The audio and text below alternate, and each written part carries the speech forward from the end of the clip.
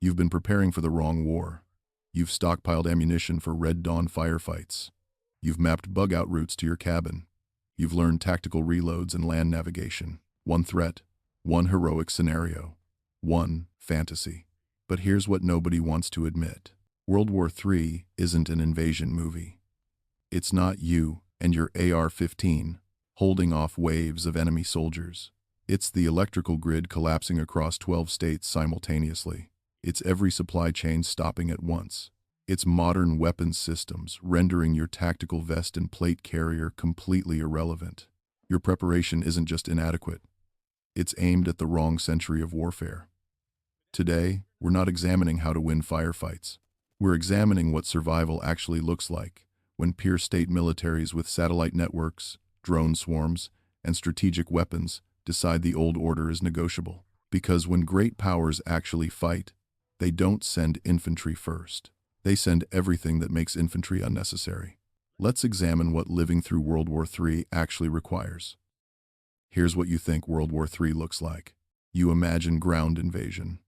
Foreign troops landing on American soil. Maybe it's the coasts first. Maybe through Mexico or Canada. You see yourself and your tactical group holding defensive positions. Small unit tactics matter. Your marksmanship training pays off. You engage enemy infantry at 300 yards. You fall back to secondary positions. You conduct ambushes on supply columns. Maybe you even win a few firefights. This is the war you've prepared for. This is the scenario that drives your gear, purchases, and your training schedule. You're preparing for World War II with modern rifles. Here's what World War III actually looks like. Modern militaries don't invade with ground troops first. They destroy your ability to resist before a single soldier crosses a border. This is fire's first warfare. This is standoff doctrine.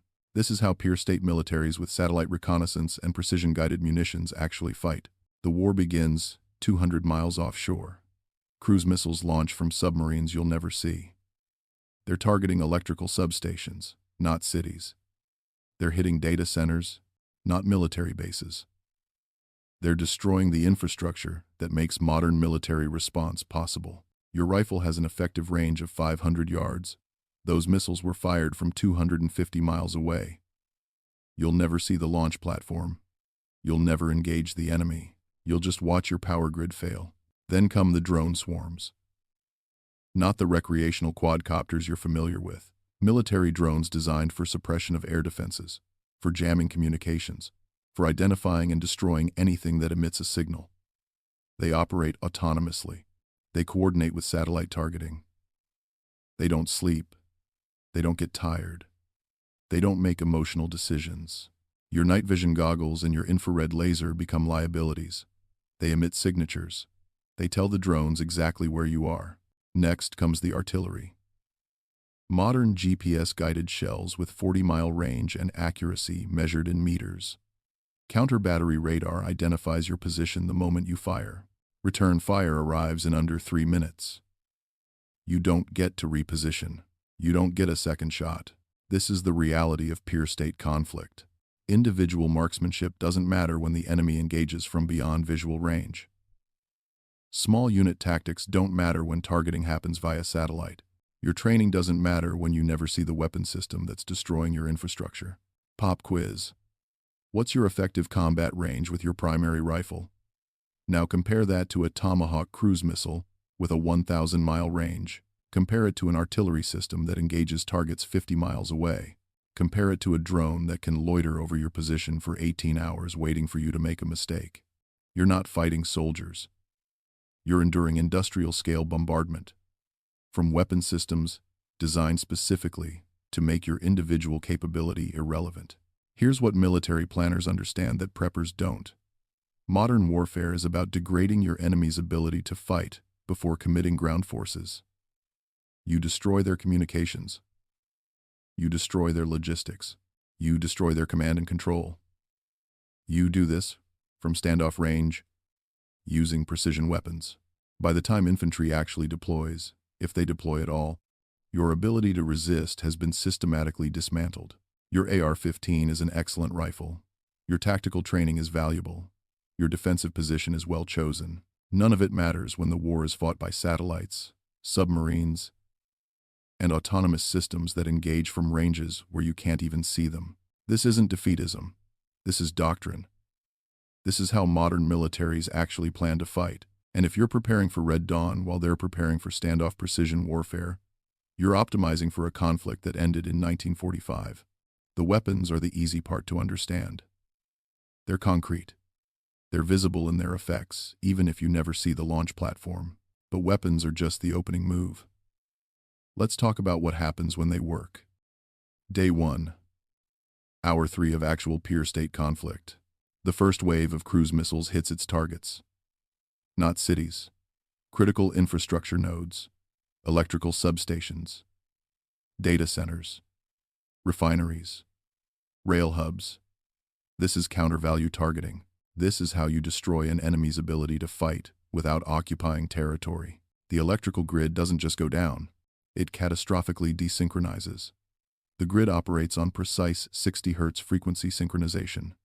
When you lose multiple substations simultaneously, the remaining infrastructure can't compensate. Frequency fluctuates. Circuit breakers trip. The cascade accelerates. Within 6 hours, power is out across 12 states. And here's where the real consequences begin. No power means no water pumps. Municipal systems require electricity to move water from treatment plants to your tap. Within 24 hours, most cities have no running water. No running water means no sewage processing. Raw sewage backs up. Storm drains become contaminated. Groundwater becomes hazardous. No power means no fuel distribution. Gas stations can't pump from underground tanks. Refineries can't operate. Pipelines can't move product. The entire liquid fuel supply chain stops within 72 hours. No fuel means no food distribution. Grocery stores have 3 days of inventory. Distribution centers have 1 to 2 weeks. Without fuel for trucks, food doesn't move. Without refrigeration, perishables spoil. 72 hours. That's the timeline, from first strike to cities becoming fundamentally unlivable. Not from bombs falling on residential areas. From systematic destruction of infrastructure that keeps 8 billion people alive. Medical infrastructure fails immediately. Dialysis patients need treatment every 48 to 72 hours. No power means no dialysis. ICUs require continuous electricity for ventilators and medication pumps. Hospital generators need fuel. When fuel distribution stops, they run for maybe 1 week. People on insulin need refrigeration. People with chronic conditions need medications. Within 2 weeks, one every quote, you have a medical crisis that dwarfs direct casualties from kinetic strikes. And this assumes conventional weapons only. This is the best-case scenario for peer-state conflict. You thought you'd have time to implement your bug-out plan. Load your vehicle, grab your family, drive to your rural property before things got bad. You were wrong. Traffic is gridlocked within hours. No traffic lights means intersections become parking lots. Fuel shortages mean abandoned vehicles block highways. You're not driving anywhere. Your 3-month food stockpile looks impressive until you realize 300 million other people are now competing for what's left. Your tactical training doesn't address organized groups of desperate people who haven't eaten in a week. This is what modern warfare does to developed nations. It doesn't conquer territory. It destroys the complex systems that make modern life possible. When those systems fail, the population becomes the crisis. This is all conventional strike doctrine. We haven't even discussed what happens when global supply chains stop, when the things you can't stockpile become impossible to acquire. Let's talk about what you can't prepare for. Week 2 of World War III. Pop quiz. How long does your city have food? Answer: 3 days in grocery stores. 1 to 2 weeks in regional distribution centers. That's it. That's the entire buffer between normal life and starvation for most urban populations. Modern supply chains operate on just-in-time logistics. Inventory sitting in warehouses costs money. Efficiency means minimal stockpiling at every stage. This works perfectly when transportation networks function. It fails catastrophically when they don't. Global supply chain breakdown happens faster than you think. No semiconductors from Taiwan. No medications from India and China. No spare parts from Germany and Japan. 90% of critical manufacturing happens overseas. When container ships stop moving, when air freight stops flying, those supply lines don't slow down. They stop. Your stockpile. If you're exceptional, maybe 3 to 6 months of food, maybe some medications, maybe some spare parts for critical equipment. Now do the math. 300 million people. 3 days of food in stores, 2 weeks in distribution centers. What happens in week 3? Your neighbors get desperate. Not immediately. Not day one. But when their children are hungry, when they've exhausted every other option, when they realize the grocery stores aren't restocking, that's when social cohesion breaks down. This isn't banditry. This isn't some roving gang of tactical cosplayers. This is organized competition for survival. This is your neighbor, who knows you have supplies. This is coordinated groups pooling resources and capabilities. This is people making rational decisions about survival when the alternative is starvation. You can't stockpile 2 years of insulin. You can't manufacture microchips in your garage. You can't synthesize antibiotics from household chemicals. The things that keep modern humans alive require industrial supply chains. And here's what preppers consistently underestimate: the timeline. You're not preparing for 3 months of disruption. Peer state conflict with modern weapon systems doesn't resolve in 3 months. Infrastructure doesn't rebuild in 6 months when the fighting continues. Supply chains don't restart when ports and factories are still being targeted. You're looking at years of sustained disruption. Multiple years of cascading failures and resource scarcity. Your stockpile isn't a solution. It's a temporary buffer that delays the inevitable moment when you need things you cannot acquire. The mathematics of starvation don't care about your preparations. When regional food production has collapsed, when global imports have stopped, when 300 million people are competing for what's left, your 6-month stockpile just means you starve slower than your neighbors. And supply chain collapse is just infrastructure failure. It's passive. It's what happens when systems stop working. Let's talk about active threats. Month 1. Major urban center. The hospital stopped functioning 2 weeks ago. Not from direct strikes. From cascading infrastructure failure. No power means no oxygen concentrators. No refrigeration for medications. No sterilization equipment. No surgical capability beyond what you can do with a scalpel and manual sutures. This isn't a bioweapon scenario. This is just normal diseases without modern medicine. Routine injuries become fatal. Appendicitis kills you without surgery. Broken bones become infected without proper treatment. Simple cuts turn septic without antibiotics. We've had 150 years of public health infrastructure. It's gone in 3 weeks. Chronic disease crisis. 35 million Americans require daily medication to stay alive. Heart disease, diabetes, hypertension, asthma. When the medication supply chain stops, these people have weeks to months before their conditions become critical. Then come the waterborne diseases. When sewage systems fail, when water treatment stops, cholera returns, typhoid, dysentery, hepatitis A. These diseases killed millions before modern sanitation. They're back now. Disease vectors that took a century to eliminate reappear in weeks. Contaminated water, inadequate sewage disposal, overcrowding, poor nutrition, weakening immune systems, vector-borne diseases from mosquitoes and rats that thrive in urban decay. Pre-antibiotic mortality rates return. In 1900, the leading cause of death was infectious disease, pneumonia, tuberculosis, gastrointestinal infections. A simple cut could kill you. We're back to 1,900 mortality without the social structures that existed then. Here's what nation-states understand about biological warfare. They don't need to deploy it. Society manufactures the crisis naturally. When you destroy healthcare infrastructure and sanitation systems, the population becomes its own biological threat. Your first aid kit doesn't treat cholera. Your trauma training doesn't matter when the infection sets in 3 days later. Your stockpile of antibiotics, if you have them, runs out. And without laboratory capability, you can't even diagnose what's killing people. Within 6 weeks, disease kills more people than kinetic weapons. Not because the enemy deployed biological agents, because modern humans require modern medicine and sanitation to survive at population density. Remove those systems and 19th century mortality rates return. This is what happens when healthcare infrastructure collapses during sustained conflict. This is why peer state warfare is fundamentally different from anything you've prepared for. And this is still passive infrastructure failure. Disease vectors emerging from system collapse. We've covered conventional strikes and biological consequences. Now let's discuss what happens when the weapons get sophisticated. When the attacks become invisible. When your preparation becomes completely irrelevant because the threat operates in domains you can't defend.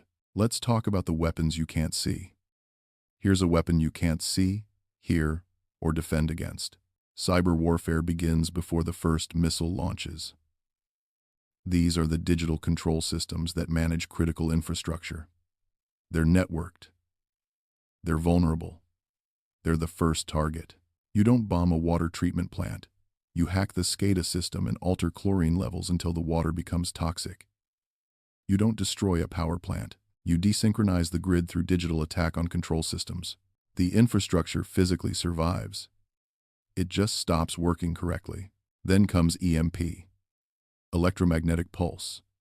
High-altitude nuclear detonation creates continent-wide electronics failure. This isn't science fiction. This is documented weapons effects from atmospheric nuclear tests in the 1,960 seconds. One warhead, detonated 250 miles above Kansas, generates an electromagnetic pulse that destroys unshielded electronics across the entire continental United States. Not just your phone, every microchip manufactured after 1975. Every vehicle computer, every industrial control system, every transformer in the electrical grid.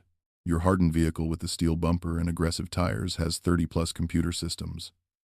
Engine management, transmission control, fuel injection, ABS, traction control, all dead. Your Faraday cage protects the ham radio in your basement. It doesn't protect the industrial infrastructure that makes modern life possible. GPS denial warfare. The global positioning system isn't just for navigation. It's the timing reference for financial transactions. Electrical grid synchronization. Precision agriculture. Logistics coordination. When GPS satellites are destroyed or jammed, you lose far more than your ability to navigate. Financial system collapse follows immediately. Modern banking requires precise time synchronization. No GPS means no electronic transactions. No credit cards. No ATMs. No digital banking. The economy doesn't slow down. It stops. You can't Faraday cage a city. You can't shield an economy. You can't analog your way out of digital dependency. Modern militaries understand something preppers don't. 21st century civilization is entirely dependent on electronics and digital systems. You don't need to physically destroy infrastructure when you can disable it electromagnetically or digitally. Your night vision depends on electronics. Your communications depend on electronics. Your vehicle depends on electronics. Everything you've prepared with assumes those systems continue functioning. Electromagnetic warfare renders all of it obsolete in milliseconds, and this is still conventional doctrine. Electronic warfare disables infrastructure and equipment. It doesn't contaminate territory. Let's discuss what does. The weapons that don't just disable. The weapons that make territory uninhabitable for generations. Let's talk about nuclear reality. Nuclear war doesn't mean total annihilation. That's the first misconception. Tactical nuclear weapons. 1 to 50 kilotons. Battlefield weapons designed for limited nuclear employment. Not city destruction. Compare that to strategic weapons measuring in megatons, thousands of times more powerful. Modern nuclear doctrine includes limited use, tactical strikes to break stalemates, territory denial, demonstration of resolve without full strategic exchange. A 50-kiloton tactical warhead creates a fallout radius of 10 to 50 miles. Not continental sterilization. Localized contamination that makes territory hazardous for decades. The calculus. Trade temporary tactical advantage for permanent territory denial. Hit a major infrastructure hub with a tactical nuke. Immediate casualties matter less than long-term habitability crisis. Chemical weapons complement this. Nerve agents, blister agents, persistent compounds that contaminate territory without destroying infrastructure. You can't occupy contaminated ground. You can't farm it. You can't extract resources. The goal isn't killing the population. The goal is rendering productive territory unusable. Agricultural collapse follows. You can't grow food in contaminated soil. Decontamination takes decades. One tactical strike on Midwest agricultural belt creates a 30-year food production crisis. Refugee mathematics. 50 million people displaced per tactical strike on major infrastructure. Where do they go? How do you feed them? You don't. They become a crisis that compounds every other crisis. Here's what nobody tells you about persistent contamination. It's not about immediate effects. It's about permanent loss of habitable territory. You lose farmland. You lose industrial capacity. You lose the geographic foundations of your economy. Your Geiger counter helps you transit through contaminated zones. It doesn't let you live there. It doesn't let you farm there. It doesn't restore what's been lost. You can't decontaminate farmland with soap and water. One tactical nuclear strike displaces 50 million people and removes agricultural capacity for generations. Multiple strikes create a habitability crisis that makes conventional survival preparation irrelevant. You're not preparing for temporary disaster. You're facing permanent loss of territory and resources at continental scale. After all this, here's the question that actually matters. What keeps you alive? Not your gear, not your bunker, not your tactical training. Let's discuss reality. Let's talk about what actually gives you a chance when everything we've described becomes your world. After everything we've discussed, here's what you need to understand. 3 factors actually matter. Not your gear, not your tactical training, not your stockpile. Location, community, adaptability. Location means distance from strategic targets and population density. Military bases, ports, rail hubs, refineries, data centers, power plants. Within 50 miles of these, you're in a primary danger zone. Map it now. Draw 50-mile circles around every strategic target in your region. Inside those circles, your survival probability drops dramatically, not just from direct strikes, from fallout, refugee flows, resource competition, infrastructure collapse. Population density matters equally. Cities concentrate resource scarcity when supply chains fail. When 300,000 people compete for food within 10 miles, your stockpile becomes a target. Distance from strategic targets and major population centers improves baseline survival probability more than any amount of equipment. Community. You cannot survive alone for 6+ months. Mathematical certainty. You need medical knowledge distributed across multiple people. Mechanical skills. Agricultural knowledge. Security capability. One person cannot possess all skills and maintain 24-hour security and perform daily tasks simultaneously. Trust networks built now, not after crisis. 10 people with diverse skills and established trust beats one person with $50,000 of gear. Every time. Adaptability. Rigid plans fail.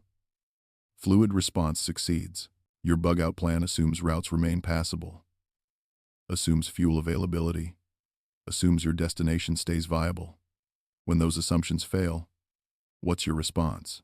Adaptability means multiple contingencies, alternative routes, alternative strategies, the ability to assess changing conditions and modify plans in real time.